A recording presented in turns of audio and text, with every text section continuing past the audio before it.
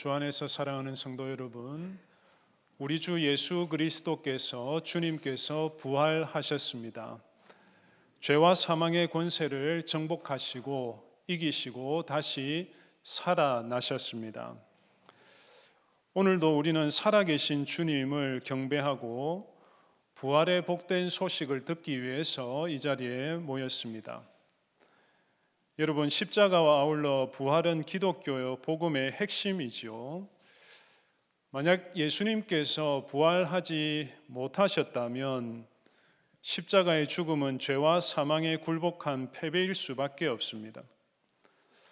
하지만 주님께서 부활하심으로 죄와 죽음이 역사하고 지배하는 이 세상에 참된 구원과 소망을 안겨주십니다. 오늘 본문은 부활하신 주님을 만난 사람들의 이야기를 소개하고 있습니다. 본문이 좀 길었지만 세 그룹의 사람들이 부활의 주님을 만납니다. 처음 주님을 만난 사람은 11절부터 18절까지 등장하는 막달라 마리아입니다. 두 번째 주님을 만난 사람은 19절에서 23절까지 등장하는 제자들입니다. 마지막 세 번째 주님 만난 사람은 24절에서 29절까지 도마입니다. 도마. 그래서 여러분, 그런데 이들이 어떻게 주님을 만날 수 있었습니까? 그들이 부활의 주님을 찾은 것이 아니죠. 부활하신 주님, 살아계신 주님께서 그들에게 찾아오셨습니다. 부활하신 주님께서 친히 찾아오심으로 만날 수 있었습니다. 마리아는 슬픔에 잠겨 있었고 제자들은 두려워하고 있었고 도마는 의심의 늪에 빠져 있었는데 주님께서 친히 찾아오심으로 은혜를 베푸셨습니다. 오늘도 우리 말씀, 이 말씀과 또 성찬 가운데 주님께서 우리에게 찾아오시고 우리에게 오신 그 주님, 임재하시는 주님을 만나 교제하는 복을 누리기를 바랍니다. 첫 번째, 슬퍼하는 마리아를 찾아오십니다. 슬퍼하는 마리아를 찾아오십니다. 부활하신 주님께서 가장 먼저 찾은 사람은 막달라 마리아입니다. 제자들이 아니라 한 여인에게 찾아오시죠. 주님 부활하신 당일에 무덤을 가장 먼저 찾아온 사람도 이 막달라 마리아입니다. 이후에 베드로와 요한이 무덤에 왔지만 빈 무덤만 확인하고 두 사람은 돌아가 버렸습니다. 그런데 마리아는 계속 무덤에 남아서 울고 있습니다. 울고 있습니다. 11절을 보시면 마리아는 무덤 밖에 서서 울고 있고 또 울면서 구부려 무덤 안을 들여다봅니다. 무덤 밖에서도 또 서서 울고 있고 무덤 안을 들여다보면서도 또 울고 있습니다. 오늘 본문에는 울고 있는 마리아를 부각시킵니다. 그래서 13절에도 보면 천사도 마리아가 울고 있는 것을 보고 첫 마디가 무엇이냐면 어찌하여 우느냐.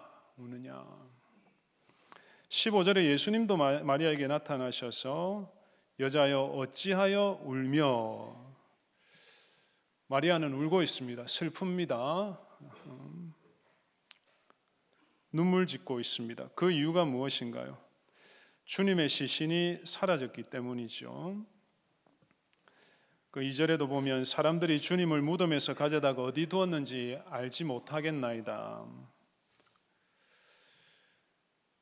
그럼 13절에도 천사에게도 똑같이 말합니다. 사람들이 내 주님을 옮겨서 어디 두었는지 내가 알지 못함이니이다. 심지어 15절에 예수님께서 앞에 나타나셨는데도 동산직인 줄 착각하고 주여 당신이 옮겼거든, 예수님께 당신이 옮겼거든 내게 가르쳐 주십시오. 마리아는 지금 주님을 찾고 있지요. 물론 살아계신 주님이 아니라 주님의 시신을 찾는 것이죠. 아무튼 그녀는 지금 주님을 찾지 못해서 주님을 발견하고 싶은데 주님을 찾지 못해서 슬퍼하고 울고 있습니다. 여러분, 마음이 너무 슬프면 인지 능력이 떨어진다고 하죠. 잘 들리지 않습니다. 잘 보이지도 않습니다. 무엇을 보고 들었는지 분간할 수가 없습니다. 지금 마리아의 상태가 그렇습니다. 부활하신 주님이 나타나셨어요. 여자여 어찌하여 울며 누구를 찾느냐. 주님의 음성을 들었지만 그냥 낯선 사람의 음성으로 들려요. 동산지기로 착각하죠.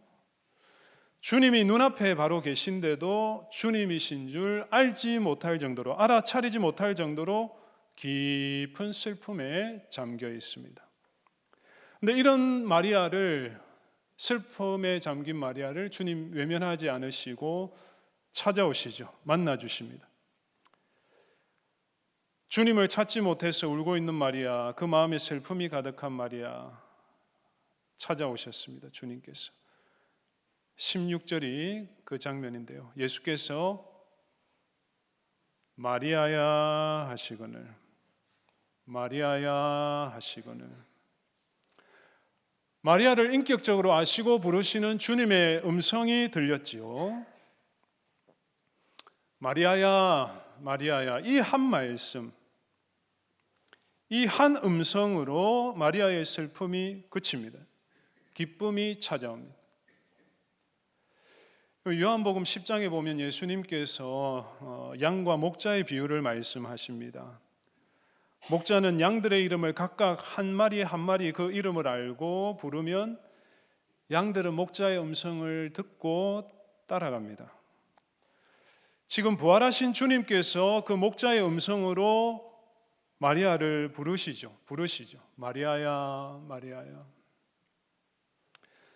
죽음을 이기시고 승리하신 주님께서 불러주십니다. 마리아야. 이 한마디면 충분합니다.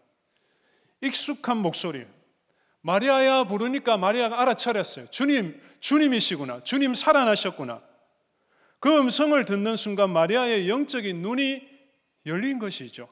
주님을 보게 되었습니다. 만났습니다. 그 순간 슬픔이 물러갑니다. 기쁨이 찾아오고 평강이 밀려옵니다. 여러분, 지금까지 마리아는 예수님이 어디에 계신가? 주님 어디 계신가? 계속 찾았잖아요. 비록 시신이지만 주님 어디 계신지 알고 싶었는데 이제서야 그 답을 찾았어요. 주님은 아주 가까이 계셨습니다. 마리아 바로 앞에, 곁에 계셨는데 마리아는 보지 못했습니다. 그런데 마리아야 한마디 음성이 들렸을 때 주님을 보고 만나게 되었죠. 사랑하는 성도님들, 우리도 이 마리아의 처지와 같을 수가 있겠습니다. 우리도 슬퍼하고 울고 있고 또 내 감정, 내 상황, 내 문제에 갇혀서 주님을 알아보지 못한 채 마리아처럼 주님 어디 계십니까? 주님 살아 계십니까? 주님 어디 계신가요? 슬퍼하면서 주님을 찾을 수가 있어요.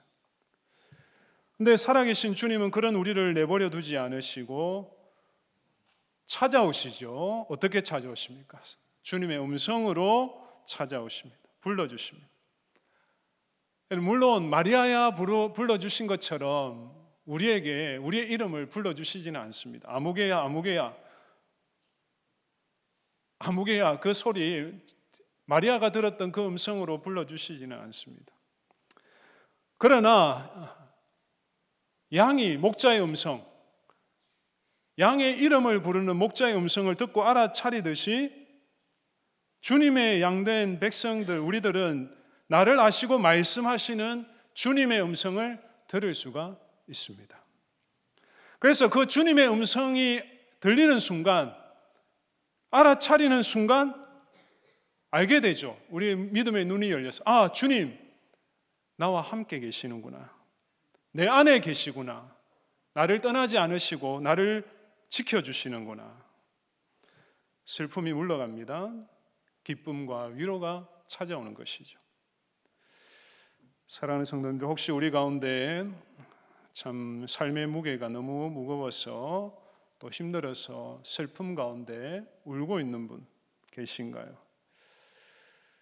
그런 중에 주님은 어디 계신지, 주님 어디 계신지 계속 찾으면서 주님을 만나지 못해서 그 슬픔까지 또 겪는 분들이 계신가요? 여러분 너무 슬퍼하지 마십시오. 주님께서 여러분을 아십니다. 오늘도 내가 너를 안다고 말씀하시고 인격적으로 다가와서 말씀하시는 그 음성을 들려주시는 살아계신 주님을 만나는 은혜가 있기를 바랍니다. 그 음성을 들을 때 우리는 주님으로 인해서 슬픔에서 벗어나게 될 것입니다. 기뻐하게 될 것입니다. 두 번째, 두려워하는 제자들에게 찾아오십니다. 두려워하는 제자들에게 찾아오십니다. 부활의 주님께서 찾아오신 두 번째 대상은 제자들이죠. 19절을 보시면 이날 안식 후 곧 첫날 저녁 때에, 주일 저녁이죠. 주일 저녁에 제자들이 유대인들을 두려워하여 모인 곳의 문들을 닫았더니 제자들이 한자리에 모여서 문은 다 닫고 지금 잠궜습니다. 두려웠기 때문이죠. 예수님을 십자가에 처형한 유대인들이 제자들을 가만히 두지 않을 것 같아서 잡혀갈까 봐 지금 무서워서 숨은 것입니다. 물론 이 제자들 부활의 소식을 듣지 못한 것이 아닙니다. 18절에 보면 막달라 마리아가 이 제자들에게 가서 내가 주를 보았다. 주님 부활하셨어. 부활의 소식을 전했지만 제자들의 두려움은 해소가 되지 않았습니다. 근데 이때 주님께서 또 찾아오시죠.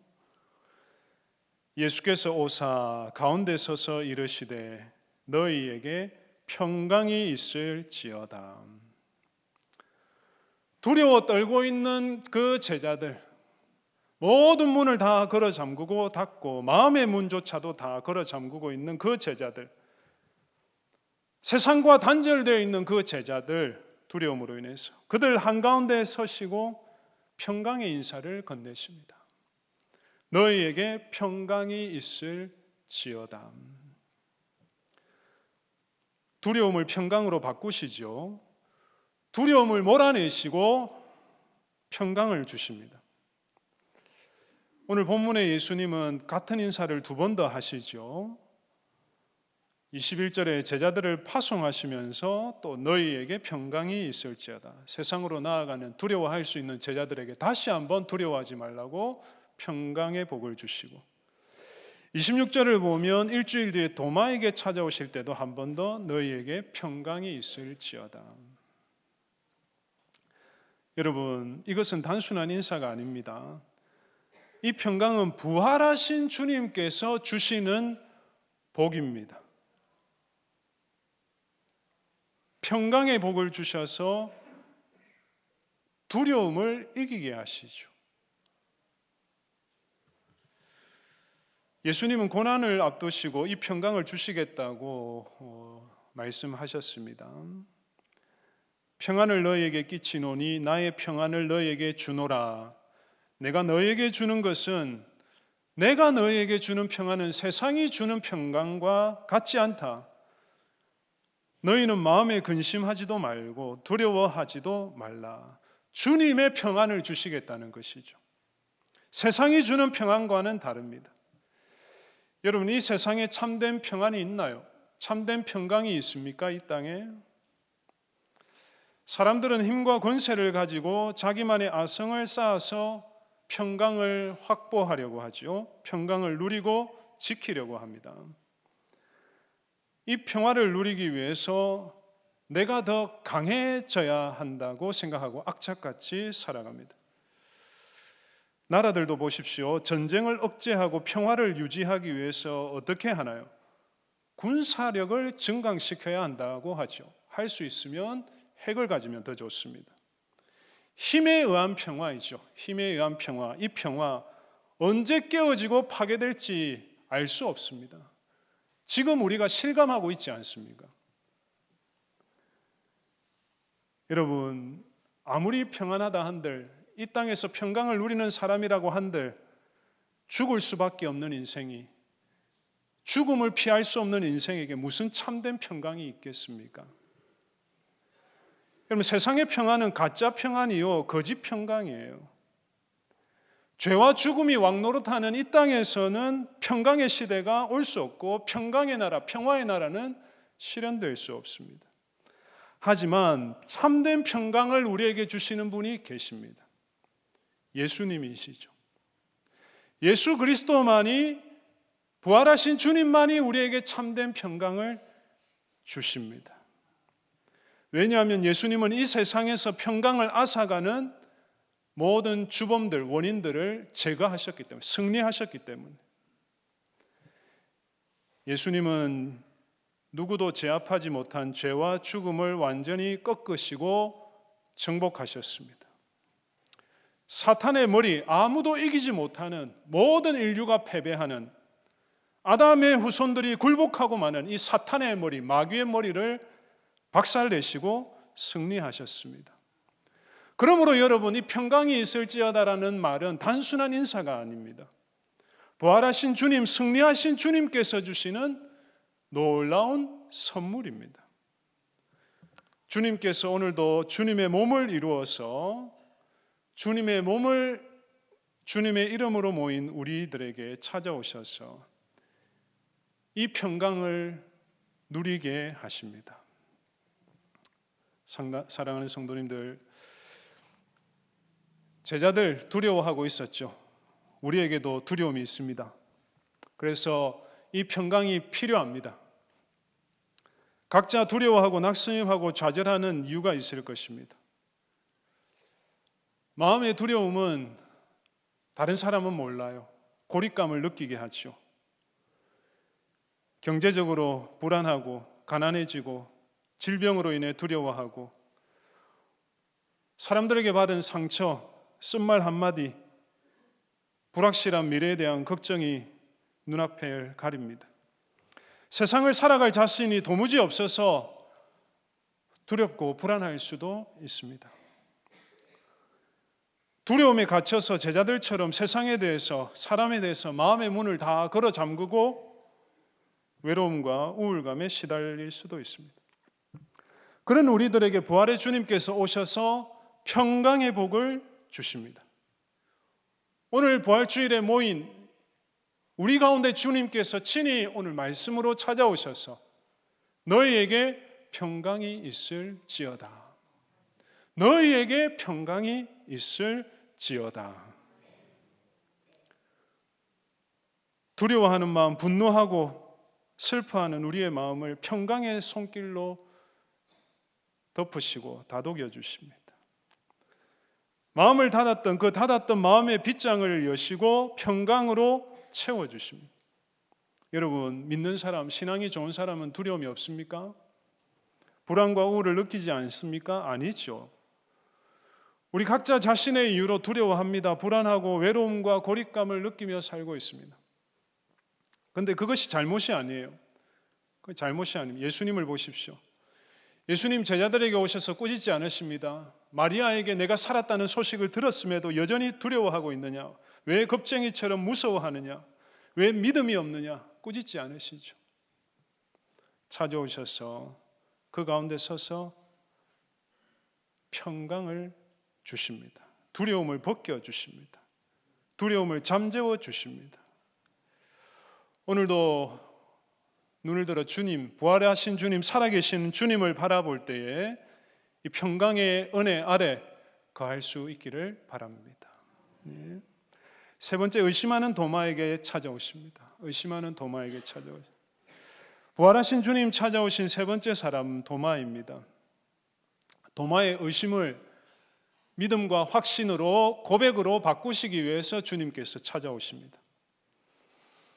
24절을 보면 도마는 부활하신 그날 저녁 제자들이 모여 있을 때 그 자리에 주님 나타나셨는데 그 자리에 있었습니까? 없었죠. 그래서 25절에 보면 다른 제자들이 우리가 주를 보았다, 마리아처럼 우리가 주를 보았어, 주님 부활하셨어 얘기했지만 믿지 않았습니다. 대신 내가 직접 주님의 못자국 난 손, 창자국 난 허리 만져보기 전에, 확인하기 전에는, 증명해 보기 전에는 믿을 수 없다 한 것이죠. 여러분, 이 때문에 사람들은 도마를 가리켜 의심 많은 도마라고 낙인을 찍었죠. 낙인을 찍었습니다. 근데 여러분 한번 생각해 보십시오. 부활을 믿지 못한 것은 도마만의 문제가 아닙니다. 20절에 다른 제자들도 예수님께서 손과 옆구리 보여주시기 전에는 부활의 주님 믿지 못했습니다. 마리아도 주님 인격적으로 찾아오셔서 마리아야 이렇게 부르면서 그 눈을 열어주시기 전에는 믿지 못했습니다. 그래서 주님은 마리아와 다른 제자들에게 하셨던 것처럼 도마를 위해서도, 도마에게도 믿음을 심어주시기 위해 찾아오셔서 말씀하시죠. 내 손가락을 이리 내밀어 내 손을 보고 내 손을 내밀어 내 옆구리에 넣어보라. 그리하여 믿음 없는 자가 되지 말고 믿는 자가 되라. 여러분 신기하지 않습니까? 예수님은 도마가 제자들에게 했던 말을 다 알고 계십니다. 이미 다 알고 계시고 도마가 원하는 대로 직접 네가 그렇게 원했잖아 한번 해봐 라고 말씀하시죠. 의심하는 도마를 너는 왜 믿음이 없느냐 책망하지 않으시고 아주 친절하게 배려하시면서 도마가 원하는 대로 배려하시면서 믿음으로 이끌어 주십니다. 그런데 이 순간 도마가 순식간에 변화됩니다. 도마의 반응을 보십시오. 도마가 대답하여 이르되 나의 주님이시오 나의 하나님이시니이다. 여러분 도마가 주님께서 만져보라고 했을 때 만져보았습니까? 성도들 중에 도마가 만져보라고 해서 만져보고 주님을 믿었다고 생각하는 분들이 아직 계시더라고요. 만져보지 않았습니다. 그 기록은 성경에 남아있지 않습니다. 오늘 본문에 만지지 않았지만 그 입에서 놀라운 고백이 터져나옵니다. 나의 주님이시며 나의 하나님이십니다. 인격적으로 부활의 주님을 만나 보고 고백한 것이죠. 이 도마 사건이 우리에게 주는 교훈은 이것입니다. 직접 주님을 보고 만져보고 증명하지 않았지만 믿을 수 있다. 참된 믿음을 가질 수 있다. 고백할 수 있다는 것입니다. 직접 보지 못하고 체험하지 못해도 증명하지 않아도 참된 믿음에 이를 수 있다는 것입니다. 29절이 이 사실을 증거하지요. 이 핵심입니다. 도마 사건의 핵심. 예수께서 이르시되 너는 나를 본고로 믿느냐 보지 못하고 믿는 자들은 복되도다 하시니라. 여러분 우리가 이 복을 받은 사람들이죠. 직접 보지 못했지만 부활하신 주님을 이 자리에 계신 분들도 나의 주님이십니다. 나의 하나님이십니다. 고백할 수 있습니까? 네. 놀라운 일이죠. 주님은 승천하셔서 하나님 보좌 우편에 계신데 육신의 눈으로 볼 수 없잖아요. 근데 전 세계에서 수많은 열방에서 주님을 나의 주님으로 나의 하나님으로 고백하고 있습니다. 놀라운 일이죠. 이 믿음의 신비입니다. 어떻게 가능한가요? 주님을 증거하는 말씀을 듣고 믿은 것입니다. 주님을 증거하는 말씀을 듣고 믿게 된 것입니다. 이것이 믿음의 신비입니다. 여러분, 그래서 31절, 20장 31절을 보시면 우리 다 같이 한번 읽어보겠습니다. 시작. 오직 이것을 기록함은 너희로 예수께서 하나님의 아들 그리스도이심을 믿게 하려 함이요 또 너희로 믿고 그 이름을 힘입어 생명을 얻게 하려 함이니라. 어떻게 믿을 수 있습니까? 기록된 이 성경, 사도들이 남긴 주님에 대한 증거, 이 증언을 들을 때에 성령께서 역사하셔서 믿음을 일으켜 주십니다. 주님을 고백하게 하시죠. 혹시 오늘 이 부활주일에 오셨지만 도마처럼 의심해서 벗어나지 못한 분들이 계실지 모르겠습니다. 하나님 정말 살아계신가? 하나님 정말 나를 사랑하시는가? 하나님은 정말 선한 분이신가? 믿음이 흔들리는 분들이 계실지도 모르겠습니다. 말씀을 펼치셔야 됩니다. 말씀을 들으셔야 됩니다. 그 방법이 길입니다. 우리가 말씀 앞으로 나아갈 때에 우리의 모든 의심과 질문들, 내 믿음조차 믿을 수 없는, 내 믿음조차 의심할 수밖에 없는 이 연약한 믿음을 확신으로 바꾸어 주실 것입니다. 참된 고백에 이르게 하실 것입니다. 여러분, 부활의 주님께서 찾아오셔서 하신 일을 보십시오. 주님은 마리아의 슬픔을 기쁨으로 바꾸십니다. 제자들의 두려움을 평안으로 바꾸시고 도마의 의심을 믿음과 확신으로, 고백으로 바꾸어 놓으셨습니다. 예수님은 지금도 이런 일을 하고 계십니다. 그런데 여러분, 오늘 본문에서 마지막으로 강조할 사실이 있는데요, 예수님의 이런 사역들이 왕성하게 일어나는 특별한 날이 있다는 것입니다. 그날이 언제인가? 주일입니다. 요한복음에 기록된 이 부활 기사는 세 차례에 걸쳐서 이 점을 강조하고 있습니다. 1절에 보시면 안식 후 첫날이라고 하죠. 언제입니까? 주일입니다. 마리아에게 찾아오신 그날, 안식 후 첫날. 19절에 보시면 두려워하는 제자들에게 찾아오신 때도 먼저 밝히고 있어요. 이날 곧 안식 후 첫날 저녁, 언제인가요? 주일 저녁.